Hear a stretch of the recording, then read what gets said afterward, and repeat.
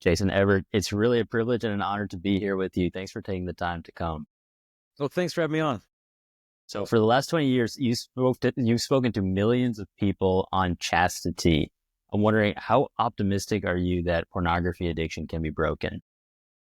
Well, I know it can be broken because, I broke my addiction. I grew up with this stuff from the first time I ever saw it. I was maybe second grade, just found some dirty magazine in the street. And then from there, a friend down the street had some, cousin had some, classmates had it. I mean, it was all over the place by the time I got to high school. One guy in my school even passed out porn from his locker to anyone who would vote for him as senior class vice president. I mean, he's in the hallway, vote Travis. I don't know where he is today, perhaps in Congress by now, but, we just laugh it off, be like, oh, it's not a big deal. No one's getting hurt. But, I developed like these porn goggles, not even know how to look at a woman except through this lens of lust. And it's definitely a battle to get rid of that stuff, especially the day when parents are giving their kids phones with no filters on them. And so although the battle is difficult, in particular as difficult as we make it, it is possible to break free. It is possible to cleanse our memories, to relearn how to look at the human body with love. It's possible with God, and with accountability and taking ownership of the fact that this battle is something worthy of me. And what's hanging in the balance is my capacity to love. There's so many different resources out there. Some of them take a long time. You got like a 30-day thing, a 90-day thing. What works? What advice would you give someone who just wants to break this? Yeah, well, so many people have come to me, I have been struggling with this. I've tried this, I try that. What do I do? And I kind of hodgepodge, well, try this filter and get this app and do that thing. And then I got together with a friend of mine, Matt Fradd, and like, what if we just created a resource that kind of blended together all the techniques we've heard over the years? And so we created a program called Forged for the guys. It's just a 33-day book that guys can do. And every day of the book is a different spiritual or, psychological or physiological weapon that you can use against temptation. And then you get a video emailed to you every day of the process. And the idea is, don't do this alone. Find some guys to do it with, get some accountability. Because if you're just going to go Lone Ranger on this, I mean, the battle's lost. There was a saint who said a sin disclosed is half overcome, meaning if we're just keeping it secret, even from our own confessor, I mean, the battle's lost. And so you've got to find someone that you can be honest and transparent with about this struggle. And I think that would be the step one. I knew of one guy I read about. He was a Christian guy, but living a very duplicitous life, finally confessed it to another Christian man at his church. And this other good Christian guy said to him, well, if what you really want to do is look at porn and masturbate, go ahead and do it. The guy was like, what? And he's like, yeah, if that's what you really want to do, just go ahead and do it. And he was just perplexed because he knew this guy was a good Christian guy. And he kind of pounded the desk and he said, no, that's not what I really want. And the other guy looked at him and said, exactly. And it was like a watershed moment for him, that he wasn't this deprived, horrible, despicable human being. He wanted authentic love, but he just didn't know how to find it. But he wouldn't have made that insight unless he had that level of accountability and a brother could break through to him. And so we've got to find accountability. And so the Forged book is helpful in doing that. Other helpful tools that are out there would include things like Covenant Eyes or getting a Bark phone where there's accountability there. Getting a good spiritual director to help you through this. And it's not just a guy problem. Women are struggling with it as well. Kelsey Skoke has a great book for them called Uncompromising Purity. There's a ministry called Magdala Ministries for women, where you can get in touch with other girls who may struggle with this, not just with visual pornography, but pornography in the form of books and romantasy novels and things like that. You need to realize this is a human problem, because if a girl thinks it's just a guy thing, she'll get so isolated in shame that she'll never have accountability, and she could stay trapped in this just far longer than would ever be necessary. So I think it's important to have that accountability, take advantage of the resources out there. And if you're the spouse of someone struggling with this, if you're a woman, there's a website called bloomforcatholicwomen.com. And Bloom is a ministry for women whose husbands or partners may be struggling with this. Realize you're not alone as well in the sexual betrayal trauma that you may be going through. And perhaps your spouse is gaslighting you into thinking that your reaction to their problem is the problem. And you need to have a grounded contact with reality so that you don't start judging yourself like, maybe I am the problem because I want him to stop looking at porn. It's like, You're not asking for something, excessive. You're just asking for his wedding vows of fidelity for him to live those out. So those are a couple of resources that may be helpful. I finished reading Forged today. Really liked it. Really liked some of the quotes from the saints that you threw in there, as well as the variety of practical advice and not just getting rid of the negative habits, building up the positive habits. I want to throw out one technique here. I'm a psychologist. I specialize in anxiety. So my mentor, Kevin Majors, he has a program, Purity is Possible. And this technique is the most powerful technique that I've learned to help people with anxiety. It also works with cravings. So it's called interoceptive mindfulness. That means mindful awareness of the internal sensation in our body, specifically in the chest. With any negative emotion, whether it's anxiety or whether it's a craving, an urge, it manifests as a physical feeling in the chest. So what we do is, first step, rate the feeling from 0 to 10, how strong it is. Second step, describe the characteristics.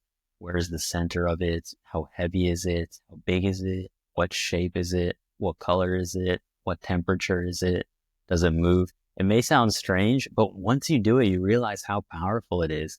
And then the third step is the mindful breathing in and out, 4 seconds in, 4 seconds out, holding the breath. And that has a way of just absorbing that emotion.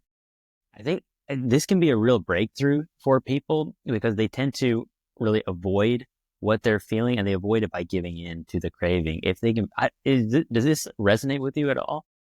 No, that was one of the things that when we wrote the Forge book, we wanted to make sure to do, that we're not just attacking this from a theological perspective or spiritual perspective, but one that's also psychological, physiological, because we're a human person. We're not some disembodied soul.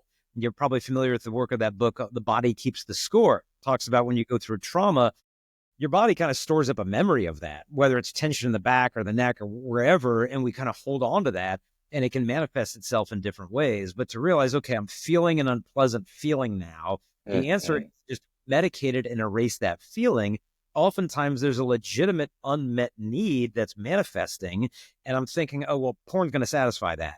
What's my deepest craving? Is it to be seen? And I'm settling, for these fantasies, making myself think I'm desirable to them. Like, what's the deeper craving that needs to get met? Because if we have this idea that if I feel a feeling, it has to be a good one. Because if I feel a bad one, we got to get rid of that as fast as possible. Well, no, maybe I need to listen to that feeling. What is it telling me? What is it craving for? Kind of pay attention to that, go there with Christ, and acknowledge and in a sense validate that feeling. And I think that can diffuse the bomb effectively. And so I think that could be an effective going on in me. Let's validate it. Let's recognize it. Let's acknowledge it. Let's address it. And then let's try to bring it to God instead of just coming up with some white knuckle being mechanism. Well said. So in addition to speaking worldwide, you've published 15 books. How do you manage your time? What do you do in your day? Well, I tend to do a lot of my writing when I'm flying, going on these trips to speak at high schools. Like, well, I got a 6-hour flight now, and I get a lot of uninterrupted work there after the kids go to bed. And so I tend to do most of my creative work either when the kids are asleep or I'm on a trip. But, I try to put prayer first, where, first thing in the morning after I drop off the kids, Mass and adoration.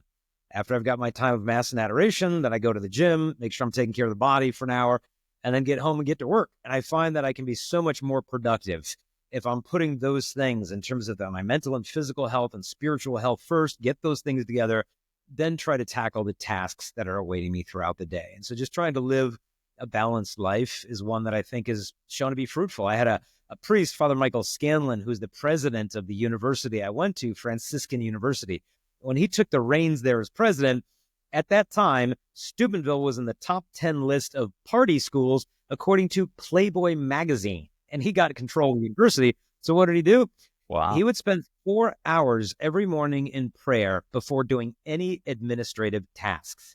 After 4 hours of morning prayer, he'd have a sense of what God wanted him to do that day, and he would just do it. There's no way on earth he could have transformed that college any more than he had through 4 hours of administrative work first thing in the morning. No, he had his tent of meeting with God like Moses did. He went into that tent daily, received what God wanted to do, and then he just did it. And so there's got to be a primacy of the interior life over the exterior works if those works are going to be fruitful. Wow, that is incredible. So what is your vision? Where are you going with all this? John Paul II in his book, Love and Responsibility, said the word chastity needs to be rehabilitated. A lot of people want to avoid the word because it has so much negative baggage associated with it. And I feel that part of our mission is to take up what he asked us to do. Let's rehabilitate this word. We should love chastity. Chastity is this virtue that frees us to love. It frees us to know if we're authentically being loved. And so I think we have an obligation, especially in our ministry at chastity.com, to make known this beautiful virtue because we've been offered the counterfeit of lust, which really doesn't satisfy. So we just try to show them what John Paul said, that chastity is the sure way to happiness, and only the chaste man and the chaste woman are even capable of true love. So if your mission were successful, what would that look like? Well, the way that I look at it is what we're trying to do is marriage preparation when it should be happening. Today, marriage prep is reduced to like a pre-Cana engaged encounter weekend. So it's like 3 months before their wedding day. They're going, that's not marriage prep. That's triage. I mean, that's last minute stuff. Pope Francis said marriage preparation begins at birth. And so it needs to be happening immediately before marriage and in a way that's proximate and remote. And so when I do a chastity talk for junior high or high school, I'm doing marriage preparation. We are building these foundation stones for what healthy relationships are supposed to look like, because the end game is to build these little holy families to help people find their vocations. And I think we just need to start doing that in a more preemptive way instead of, oh, you're getting married in a couple of weeks, let's give you some formation, to these couples who might not have been to church in a decade and they're already living together. Let's back it up a little bit so we can build up holy families. A human level, if you were to 10x your goal, how would you accomplish that? Well, I think one thing we need to do is more digital evangelization. I think there's a real digital continent that we need to evangelize. And so we just hired for the first time a full-time kind of content director that's going to be taking care of all the social media stuff. So I think that is going to exponentially yield more returns for the ministry and how many people we reach. We also have printed content of all these different books. We collaborate with publishers all over the world and give them permissions to print it wherever they want for free. So one bishop heard that down in South America, and he's like, okay, we'll print your Spanish stuff. And he gave away 200,000 copies My gosh. of books.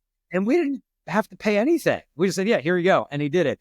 And so I think we're going to 10x toward more intelligent collaboration with like-minded leaders throughout the church. And then I think we need to raise up more speakers to get out this message. It's always baffled me that how many chastity speakers are out there going to all these different high schools. Like, where is everybody? We need a whole army of these people to proclaim this message from the rooftops. So if someone thinks they're equipped or would like to be equipped for that, what would they be their next step as a speaker? Well, most importantly, bloom where you're planted, meaning I want to spread this message. Okay, well, learn the message, learn theology, body, love, and responsibility, live the message, and then go share the message. Can you volunteer your local junior high retreat? How about the high school confirmation class? Are you getting plugged in there? Bloom where you're planted instead of thinking, oh my goodness, what do I need to start a podcast and speak on stage? No. There are opportunities in your own zip code that you need to go dive in and do. And I was doing those for a long, long time before anyone invited me to stand in front of 1,000 students. So just bloom where you're planted, learn it, live it, receive the message from God, and then go spread it.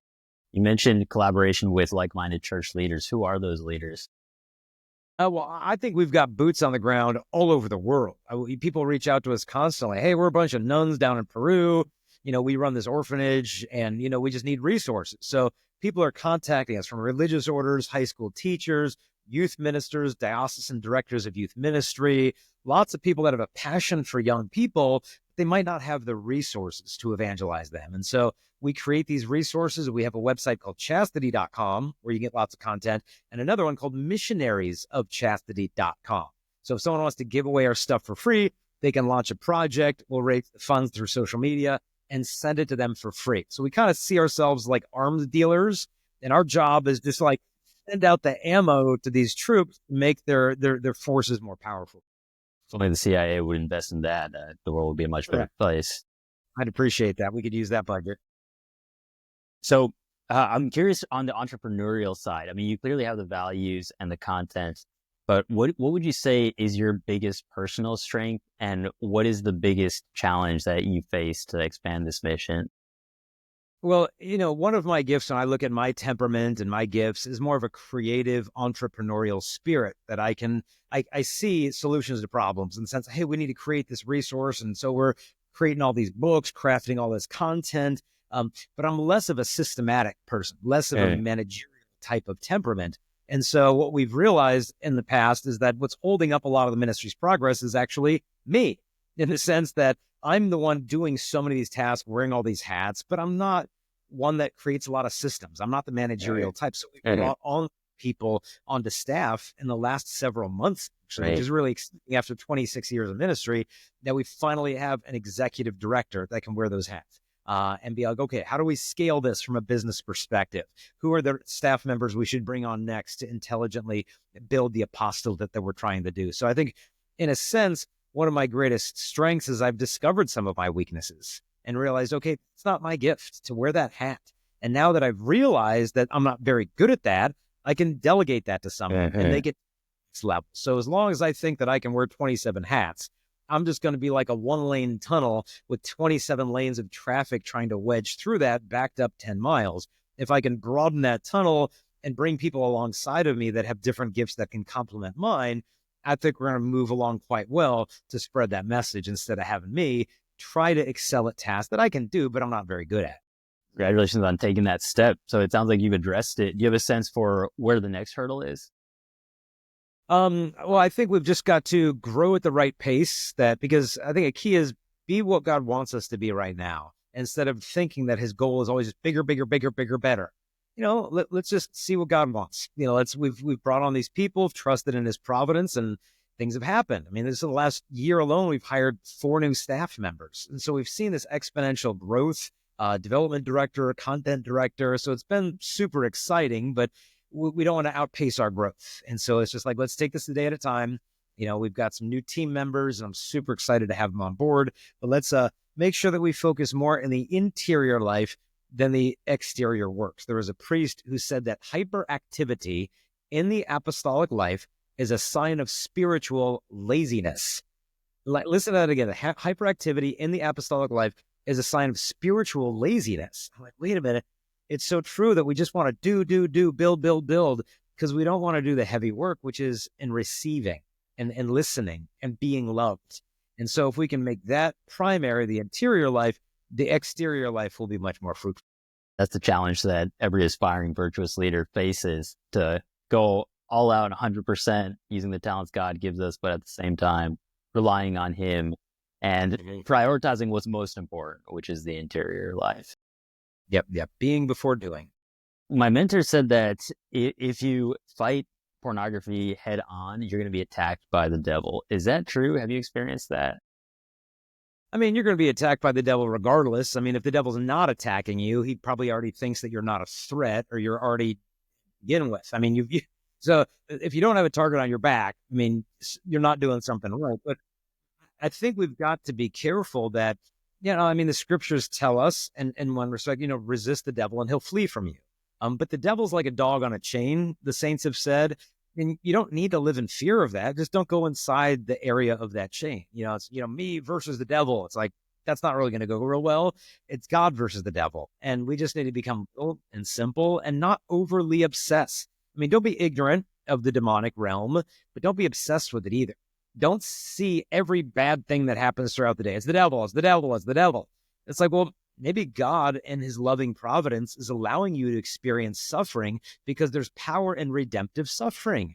That if you suffer with Christ, you become powerful like Jesus Christ crucified is powerful. And if we're just seeing the devil under every single inconvenience that we experience throughout the day, to me, it's just giving him too much credit, too much attention. And he loves attention. I remember when St. Gemma was once with her spiritual director. The devil came into the room, manifesting any physical presence of some type of beast. And the spiritual director was just terrified by the sight of this panther-looking thing. And St. Gemma saw it, and she's like, oh, don't worry, that's just stupid. That's what she called, like, the Prince of Darkness. Oh, that's just stupid.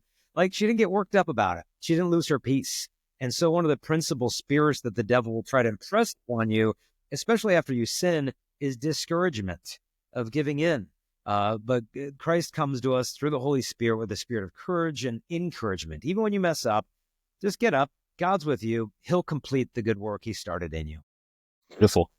I just have to say, I can feel the Holy Spirit moving, working in you. And I just thank you for being such a faithful instrument. And I think I pray, and I hope others too, when people are fighting the good fight, they're going to be under temptation and under attack. So I pray for your continued success.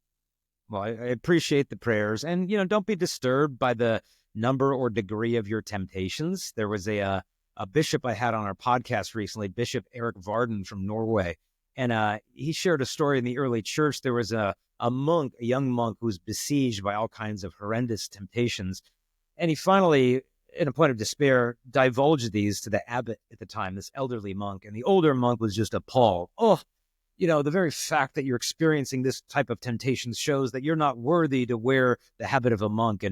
And these confirmed all the suspicions of the young monk that, oh, I'm not worthy to be a monk. I've battled these horrific sexual temptations. And so the young monk gave up his vocation and started walking towards Alexandria, which was like the flesh pot of America, the world at that time. It's kind of going to the red light district in Amsterdam or Vegas. And while that young monk was walking away in despair, he came across an older monk who recognized him. Where are you going? And he explained the story. And the older monk, no, come with me. And they went right back to the monastery. And the old monk with the young monk stood outside of the cell of the abbot who had given him this poor advice. And the old monk began to pray. And he said, oh, Holy Spirit, come visit the cell of this stupid old monk. And he prayed that the Holy Spirit would give the temptations of the young monk to the old abbot. And sure enough, it happened. And he was besieged with the same temptations. And he came running out of his little cell in terror, giving up on his own vocation to head to Alexandria himself. And the old monk stopped them and said, maybe the reason you never had these temptations to begin with is because you were so lukewarm in your spirituality that the devil didn't see it necessary to tempt you in that manner. And it was this beautiful, true story of the fact that, like, your holiness is not gauged by how many temptations you get. It doesn't matter how much the devil rages and bangs at the door of your soul. As long as we don't open that door through the will of our consent, we have not sinned. And so there's a difference between having a bird fly over your head and letting it make a nest in your hair. And so if you have not consented, don't lose your peace. Even if you had, just get up, start over, don't lose your courage, and continue down the road. That's a really important point. So one thing that I see is perhaps the biggest challenge facing young people today, maybe all of us, is a digital destruction, toxic screen use. That's why I've spent years studying this and helping people with it. I give talks around the country on this topic, save your family from digital destruction. Honestly, I'm just going to throw it out there, man. Honestly, I think the three biggest problems in this area are anxious moms who are now willing to, they give into their children's whims because they feel emotional discomfort. And then weak dads who don't stand up as the protector of the family, and they give into their wife's giving into her whims with the children, and they're not following their own common sense. And then lastly, it's probably social isolation, not having a strong community to rely on.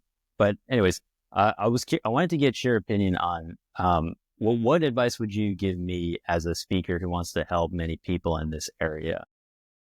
Well, I think you're spot on those three problems. I mean, if you've got that stuff going on, I mean, the kid's dead meat. I mean, you give some 14-year-old an iPhone and you think, oh, they'll be good. Not my kid. It's like, get your head out of the sand. And sometimes like kids like, oh, but Dad, you don't trust me. It's like, it's not that I don't trust you. I just don't trust pornographers. Okay. That's why we're putting these restrictions on this phone. That's why you're getting a flip phone instead of an iPhone or whatever. And it's not that we just want to keep you in some digital darkness until you go to college and then, okay, now here's your iPhone 27 with no filters. No, you got to learn responsible use of technology one step at a time. And so parents need to become computer literate. I mean, some of them don't know how to open an email attachment. Their kids like hacking into the Pentagon's website for fun after school. So we've got to give parents the awareness of the reality of what's going on, of how pornography is being accessed, not just on Snapchat and TikTok, but on Instagram, on Twitter. It's right there. And so they've got to become aware of the severity of the issue and then given the tools through technology and conversation to how to protect the kids from themselves on these platforms and all the predators that are coming to the kids. And so if the dad was aware of a burglar standing outside and he's not even willing to walk over to the door and lock it, you just have to question the love the father has for that family. And so we need to make them aware of the threat and then equip them with the resources to combat that. And I think if they have a good heart, they'll take the next steps. Exactly. So in terms of building up my just audience as a speaker, and do you have any recommendations on that? I mean, you've been very successful with that. Yeah, well, I think just put your nose at the grindstone. Keep doing it. Keep listening. I mean, before I gave my first chastity talk in front of 1,000 high school kids, I had already done probably 5 or 6 years of just youth ministry, free talk here, free talk there, helping out at this retreat, doing the skits, and just behind the scenes doing what I love with the teens. Not because I wanted to explode into a global ministry, but because I have a heart for the young people and I want to meet them one-on-one and help them through these things. And through the years, not just of practicing speaking to them, but more importantly, the years of listening to them, they were my best educators. They were the ones that taught me, okay, this is what they're really aching for. This is the struggle that's going on at home. That way, when, I do stand on a stage with, 15,000 college kids in front of me, I know what they're aching for because I've been listening to them for 26 years. And so I think there's a primacy of listening before speaking.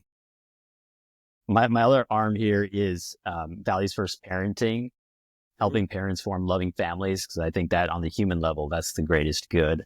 So my idea there is to offer these webinars and courses on various parenting topics, from how to help your anxious child to save your child from digital destruction.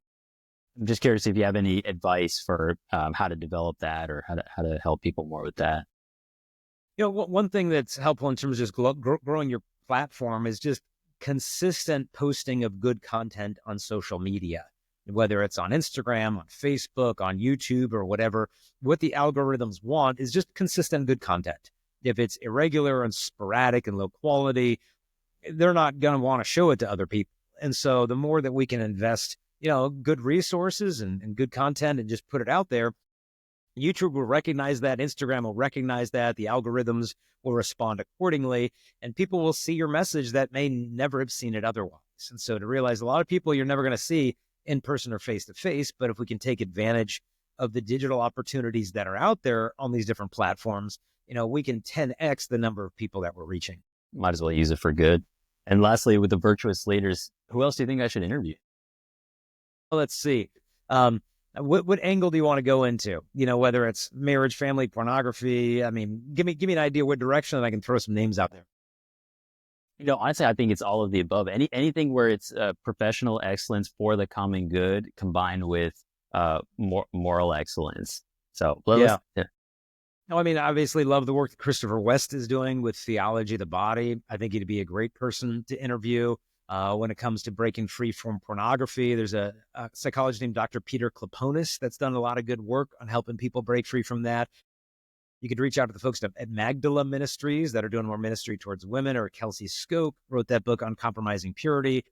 If it's just dating, friendships, relationships, Sarah Swafford and her husband, Dr. Andrew Swafford, have a lot of great resources on emotional virtue. And so those are just a couple of ones that come to the top of my mind. There's a guy named Joey Pontarelli who has a ministry called Restored, and his focus is helping people who come from broken families to not repeat the cycle of dysfunction in the families that they hope to have. Any feedback on this podcast in terms of being an interviewer, being a better host? No, it's been great. Simple, straightforward, clear questions. Just keep up the good work. Appreciate it. Well, thanks for what you do again, and thanks for coming on. And I wish you continued success, man. I hope our paths cross again. I appreciate it. Well, keep up the great work.